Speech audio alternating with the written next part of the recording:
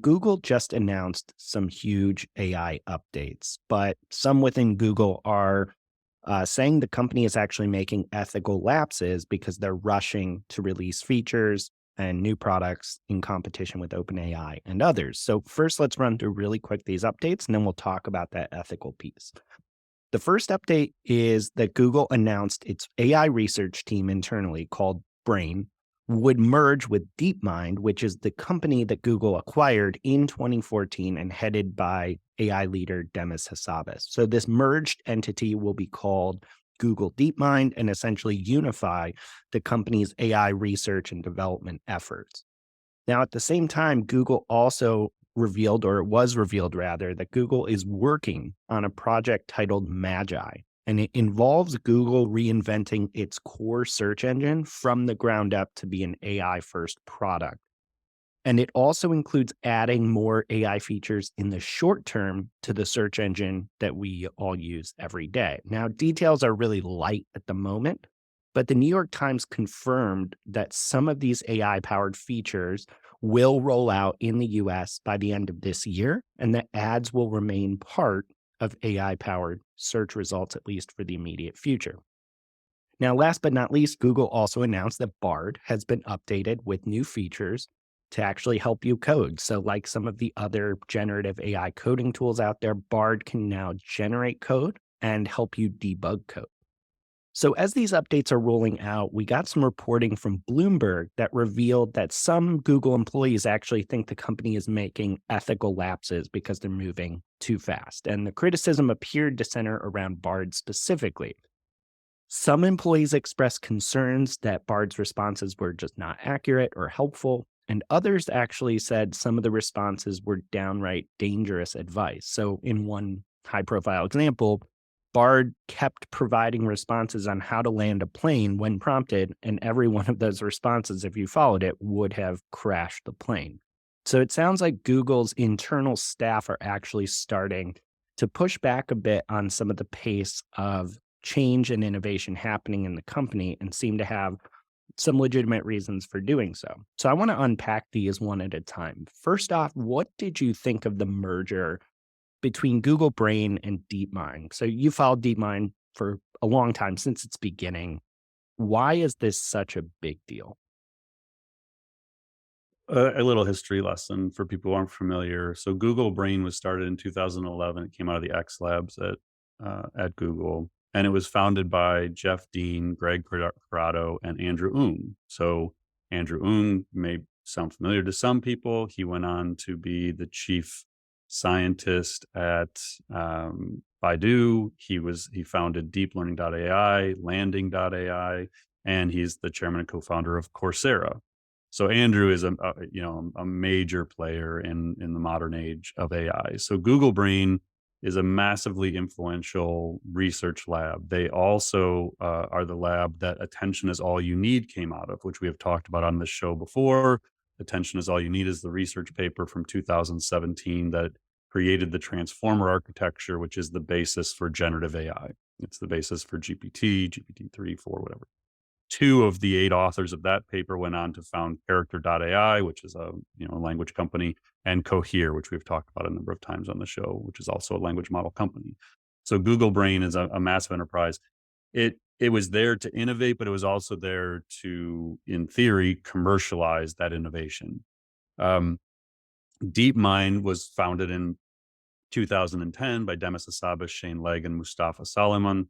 Demis and Shane are still with DeepMind, obviously. Mustafa went on to co-found Inflection AI, which is backed by Reid Hoffman, LinkedIn, and formerly PayPal.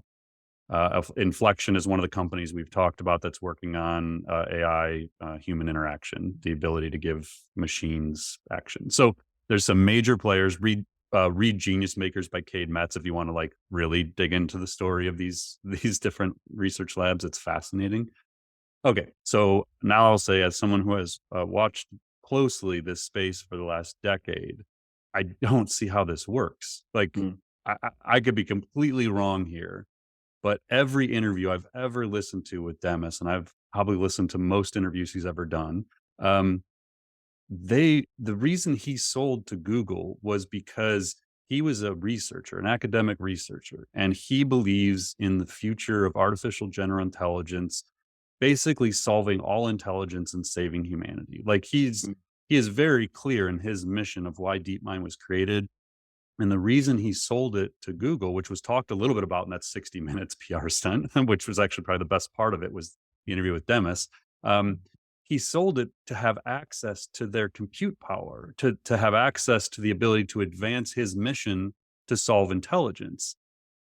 Demis didn't do anything ever to be able to like save Google's ad business Mhm. and like figure out how to build a better search engine. Like I've never once heard him talk about any motivation to do any of the things that right now are critical to Google's near term future. So it just seems like a forced marriage of two research labs that, from everything I've ever heard, don't even really work together. Like Mm. they don't, they're not complementary necessarily. That it just seems like they're being forced into this arrangement because Google's in this really crazy spot where all of a sudden they have to solve for some really challenging things on the commercial side of the business. And so I have no idea what the agreements are, how this stuff's going to be structured, but just from like a 30,000-foot view, it just seems to me like 6 to 12 months from now we're going to read some stories about how this is not working as they had hoped. Mm. Um, so yeah, that's my first thought. My second is, I mean, to me, DeepMind and OpenAI are obviously two of the most important research labs ever. You could maybe throw Meta in there, and Google Brain certainly to a degree. So I think you are consolidating some of the brightest minds in human history, and you're putting them together, and maybe something magic comes out of this. I hope, but I really don't hope that Demis's vision and mission for DeepMind gets lost in this crazy competition that has been created all of a sudden. Because I've said before, I think Demis is going to end up being one of the most important people in human history. Like Mm. what he's working on solving there and what they've already done with AlphaFold and the predicting of proteins. They're working on solving human biology. They want to get into climate change, nuclear fusion, and clean energy. Like they're working on some amazing stuff at DeepMind, and I hope it doesn't get lost. And I got to think if it does, then this falls apart really fast because again, that he's very, very clear that that is what he's working on, and it's not this commercialized stuff. So Mm. we'll see. Should be interesting. It will definitely be interesting. And so, on the second part of this, there's obviously not much information yet on the Magi updates, but it sounds like something is at least coming. Do you see or predict a major change coming in Google search and ripple effects on marketers and business people that rely on search? Again, I have no inside information on this, but the more I think about this and kind of like consider what's happening, I don't know that there doesn't come a day where Microsoft regrets what they've done. Like, Mhm. if there was one company when it comes to AI, I would never bet against it's Google. Like Mm. the researchers they have, the history with AI, the data that they have. If they choose to build a multimodal engine where you can train it on YouTube videos and all the other proprietary data they have access to, I just feel like once Google kind of like they got stunned, like they got hit first and they weren't ready for it. You hear this kind of analogy of like a wartime kind of company, and this idea that you're really fine tuned against a highly competitive environment where it's like a winner take all kind of feel, and everybody's putting their best stuff forward. That's not Google. Like Mm. they have just been they've been the dominant player with no real challenge, insane innovation, but they were allowing like DeepMind to lose $1 billion a year because they were working on this amazing future stuff. And like it was just going good. And then somebody shows up and takes a shot at them and it sort of stuns them. and they're not designed to react quickly. There's probably too much middle management stuff, the ethics stuff we'll get into. Like there's these layers of ethics where basically the ethical teams are pretty much there to say, nope, don't release it yet, don't release it yet, don't release it yet. And then OpenAI is like, screw it, we're releasing it. And then it's like, well, but our ethics team says we can't release it yet. And OpenAI did anyway. Now what do we do? And so I feel like a lot of what Google's been doing right now is just getting out in the market saying, hey, we're working on stuff like this, the 60 Minutes thing. Should they have done it? No, it was terrible. But they didn't want to wait till May 5th or whenever their developer conference is to say, here's what we're doing. Because shareholders are saying, what are you doing? Like, you can't wait months before you start talking about this. Somehow Apple gets away with it. Like nobody's grilling Apple about their AI, and Apple will just show up, do some amazing stuff, and go back, in a shell for 6 months. But it doesn't work that way for Google because it's direct competition from Microsoft and OpenAI. So I feel like they they may have woke a sleeping giant. And I think before 2023 is up, whether it's Magi or whatever they're going to call it, once Google gets their stuff together, Mm, I mean, just like look out from a competitive perspective, but also from what we're going to have access to. And again, that's why I keep telling people, like, if you think knowledge work is safe just because it feels better to you to believe that, that's fine. But I'm talking about tech that exists right now where we're arguing to see disruption. mm, People aren't even considering, oh my gosh, like what if Google figures out a safe way to come out with something even more powerful? Or they start doing what they're doing with Bar, where it's like, okay, now it can code. Um, they have a lot of data about how to do this stuff that other people don't have. And if they can find ways to securely release it, I just think it's going to be a really fascinating, 2023 and beyond. They're not going to go down quietly. Like I would not bet against Google at some point here, figuring this stuff out.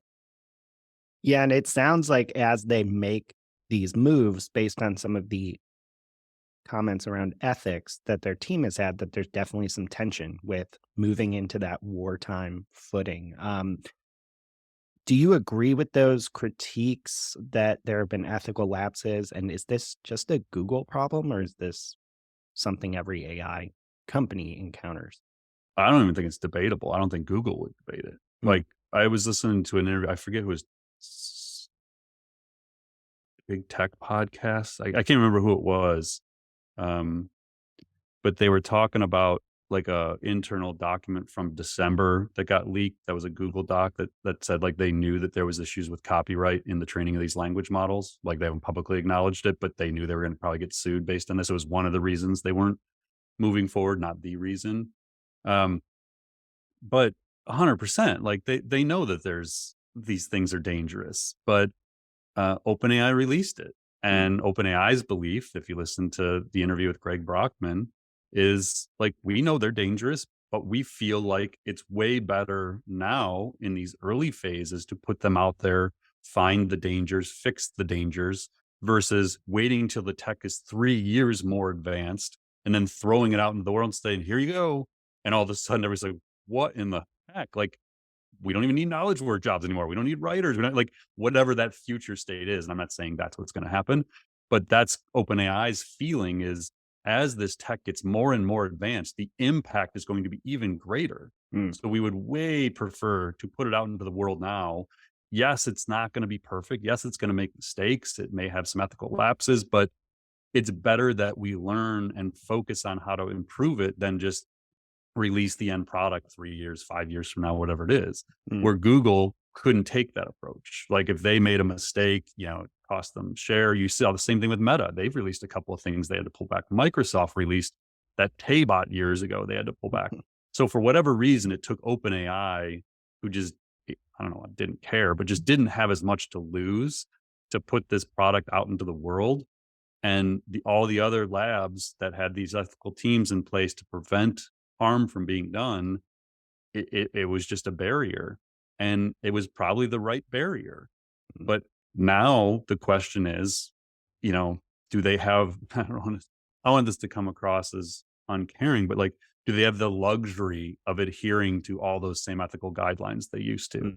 And the answer in this environment is it doesn't appear that way. Like, I wouldn't want to have to be the CEO making those decisions, but um, the reality is CEOs that have been running these major tech companies in um, when things were good, when everything seemed to keep going up and to the right, like growth was good, competition wasn't that stiff, you weren't going to have competitors coming out of nowhere, and those companies, were built on culture and built on, doing everything the right way and having this amazing brand, um and sometimes that's just not the kind of company you need in an environment like this. Mm, Um, I think some of these tech companies that never had layoffs before and now they lay off 10%, 15% of the workforce, they may have to lay off another 25% of the workforce. And I'm not saying go to the Elon extreme at Twitter, mm, but somewhere between what historically we had with these tech companies and what Elon did is probably the sweet spot. And in that environment, a lot of these things that you did previously, um, they just aren't going to hold up, whether they should or not. But yeah, there's no doubt that Google's now going to have to do things that 6, 12 months ago would have gotten blocked from happening because of the ethical policies they had in place and responsible AI policies that I think they're just shifting what is what they're willing to do right now due to the competitive environment, for yeah. better or for worse.